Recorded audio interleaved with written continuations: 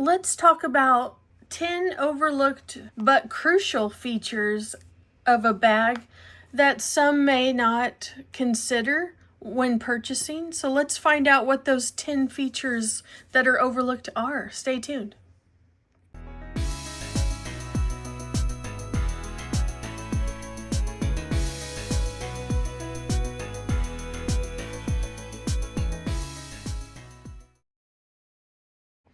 Hello, my name is Andrea. Welcome back to my channel, and thank you for joining me at the Babe Cave table.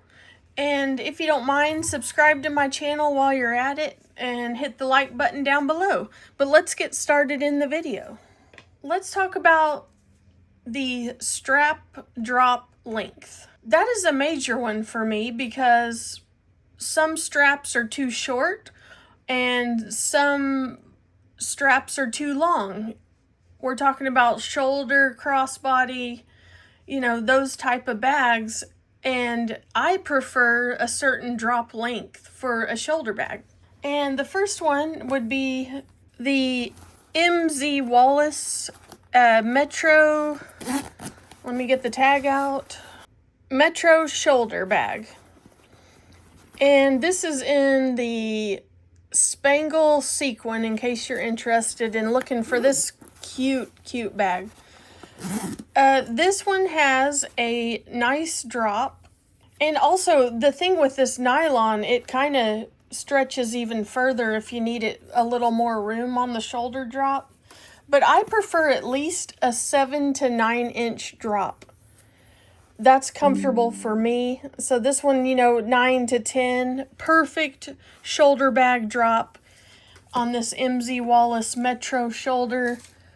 If I ever find another one in a gorgeous print of this Metro shoulder, I probably will purchase it for the right price. But this is an excellent shoulder drop.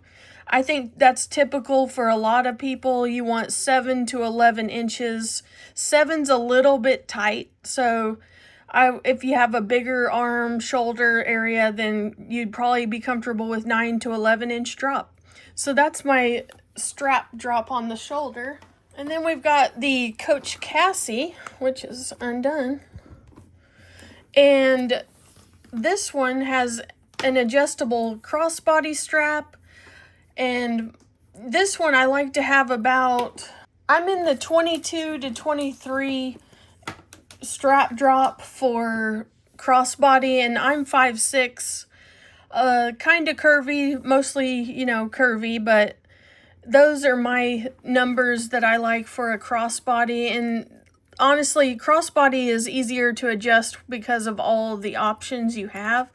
So for me, I have to at least have 22 on the length of the crossbody. And I think some people need to do some measurements before they purchase, including me. Sometimes I ignore measurements, but really it's an important feature if you're actually going to wear the bag. So strap drop length is definitely important. The next one is zipper smoothness. Nothing is more terrible than trying to fuss with a non-smooth zipper. This Coach Laurel bag has a super duper easy zipper, even though it is a dipped, which you'd think maybe it would be a little difficult, but being able to unzip quickly and get into your bag is very, very important. And usually, for the most part, Louis Vuittons have excellent zippers. There's always odds and ends of that could be, that you could resolve with maybe some wax paper to get the zipper smoother. But yeah, that is an important thing when you're in line at a store and you're like jerking on a zipper. Nobody wants that. So it is an overlooked feature that it is important to make sure it has a smooth running zipper. So that's number 2. Number 3 is the bag opening size. And this opening is a small opening, but the bag itself is wider in dimension. Now, openings, I usually don't have a problem with smaller openings. Like this bag, I don't have any problems with. It is a little more tricky with your bigger items because of the strap being in the way and the smaller opening. But it's important, if you yourself don't like small openings, then a bag that's like this probably isn't going to suit you. So it's important to know that it has enough opening when you get in and out of your bag that's comfortable for you, that you like. Bucket bags are a little annoying sometimes, just the way some bucket bags open wide and some are a little more stiff and more smaller, like this one. I've seen that happen before, but typically I don't buy small opening like this. But this one is my exception to that rule because it has been working out just fine for me. This is from Temu. And yes, I've showed it a lot of times because I really do like this bag. So that would be an important feature, the opening size of the bag. The next feature that I think is important is interior and exterior pockets. Do you want at least one pocket? Do you want 4 pockets? I prefer pockets over putting an organization thing inside my bag. I prefer pockets. It doesn't have to be outside pockets, but this Viva City GM has amazing pockets, and this fits your iPhone Pro, the big tall phones. But also I prefer at least two slip pockets in my bags. Like, I at least need one slip pocket, but I prefer 2 to 3 or more pockets because I know that I'm not alone on that. I think we all like to have a little bit of organization, but yet you don't want to put one of the bag organizer inside, because for me, the ones that you have to put inside your bag, it adds weight. I really don't like adding anything to my bag except for what I need. And adding the bag inserts with pockets, like I do that with my Speedy 25, but typically I just don't like that. I'd rather have a bag that has pockets. Pockets are important, at least so you can grab them in a hurry if you need to, items like that. I think pockets are important, and you shouldn't look over ones. Like my example for no pockets was my Portland Leather Goods Naomi shoulder bag or crossbody bag, I can't remember. And it had 0 pockets. And it was super slouchy. There was no structure, there was no pockets. Like, I feel like it's a crime not to have at least one pocket. I just prefer having at least 1 to 4 pockets. Am I alone out there? Do you all like your pockets? Let me know down below. But yeah, that's all I can talk about on the pockets. I prefer having that kind of organization already inside my bag. Next feature is the weight of a handbag. Now, of course, most of you know Florentine satchels from Dooney and Burke. They are weighty because of the leather they use. It's just solid quality.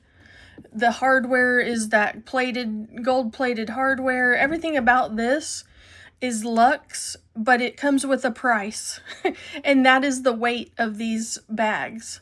So you have to decide, do you care if it's heavy, or do you want a light nylon bag like this, which is Longchamp?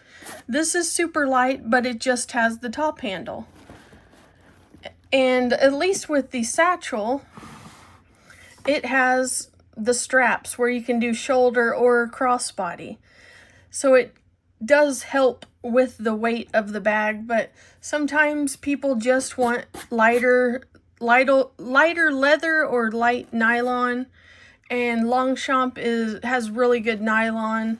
I, however, don't recommend the green line because it's just not, it's too puddly, and this is a thicker nylon. The club tote is what this is, an antique pink. It's beautiful, still really like that. And, if you're going shopping do you want a top handle or do you want a strap? But this bag is heavy, so they have Longchamp bags with shoulder straps, which I don't have, which I would recommend if you have a problem with holding a bag while you're shopping. I think that the shoulder option would be a good option to have, and it's light. So I think it all depends on what you can handle, because this empty is, I believe, 2 pounds or something around that. And when you fill it up, it gets close to 5 pounds. So it just depends on what you can carry and what you feel like is comfortable to you. So that is an important feature, is the weight of a bag. The next one is bottom structure. Do you like floppy bags, or do you prefer your bottoms to have a little bit of structure? For me, this is as slouchy as I like. I like for the bottom to be structured. I've learned that over the years that I prefer, even though this doesn't have a bottom structure inside of it, it does stand up, it sits fine. I have stuffing in it, but yeah, it's important to know, like, do you like a flat base or do you like the slouchy? And sometimes I wonder if these nylon will get corner wear as well, but I haven't got any on this one. I've carried it a lot of times. And another thing about the bottom structure is, do you prefer feet on the bottom or do you care? You know, this one obviously does not have feet on the bottom, and I don't care. So some bags I think that are leather, I prefer feet, but it doesn't mean that I won't buy one without feet. So if it's important to you, then that's a good feature that you need to look out for. The next feature is magnetic closures. Do you like them? Do you prefer them not to have any closure? This one right here is my TJ Maxx bag with the magnet closure. And it does have a middle zipper pocket, which is helpful for your wallet and your stuff that you want a little more secure. So do you prefer a tote or a bag with just a magnet, or do you need the zipper? That's always an important question. Like, do you want the snap closure? Do you want nothing on the top, or do you want a zipper? I mean, that is something that I don't have a preference really. I probably have the most zipper closure bags because I do like that security, but this one does not, but it does have one on the inside. So there's always bags that have other options like other zippers inside, which that's what I prefer. So that is an important feature of what kind of closure do you want your bag to have. I kind of talked about this next point earlier about strap adjustability, and really you should do your own measurements with your body type and height, because that's going to tell you if a strap's going to work for you. If you're over 5'6", I would say you probably need a longer drop than someone like me that's 5'6". And if you're under 5 foot, you know, some of those adjustments, you might have to make a hole in the strap. But a strap length is sometimes a deal breaker. And on this one, this is my Quince bag that I got from Quince, and it's a beautiful dupe of the puzzle bag, but the opening is not fussy. The strap is just perfect on me on this one. So if you're any taller, I don't think this bag would fit like it fits me. So that's an important feature that, you know, you have to do your own measurements for your own body type. You'll know exactly what strap length that you need. And adjustability, that those have holes or ways that you can shorten or lengthen the strap. The next feature is, do you prefer one shoulder strap? Do you prefer 2 shoulder straps? Do you prefer satchel, little short handles, and a crossbody strap? And do these slip off your shoulder, or does this slip off more? Those are things that honestly, if you don't try them on in the store, you have no idea if they're going to stay on your shoulder. And If you have slopey shoulders, especially, then some of these will slide off. But this one I double, or I kind of wrap it like that, and it stays on my shoulder just fine with a double. This one I was just in my Coach bag here, and it did not slide off my shoulder. However, I probably hang on to it on my shoulder some of the time just so it won't slide off, but the material, it's leather, so sometimes leather slides a little more than what you would want it to do. So sometimes those guitar straps are really great because they don't slide. So the materials of the straps is something to think about, whether it's a slick leather or vachetta, or, it's just a double or single. It's all depending on what you like and what you prefer. I don't really have an example of this last feature, and that is noise. So this is my Dooney & Bourke Essex bag, but it has, a charm that's attached to it. Now, I think the noise factor is more metal hitting, or, can you handle a bunch of charms, or if the lock or fringe or just metal that clanks together when you walk with your purse. Can you handle that kind of noise or rattling? I don't have any of those. I probably wouldn't like all the noise walking down the street with a noisy bag. So that is a feature not many people talk about, and it just depends on if you like a bunch of charms that dangle and like clank, clank, clank, or you're a minimalist with just the bag is fine, it's quiet. So yeah, I mean, zippers, chains, bag charms, they all can produce some kind of noise.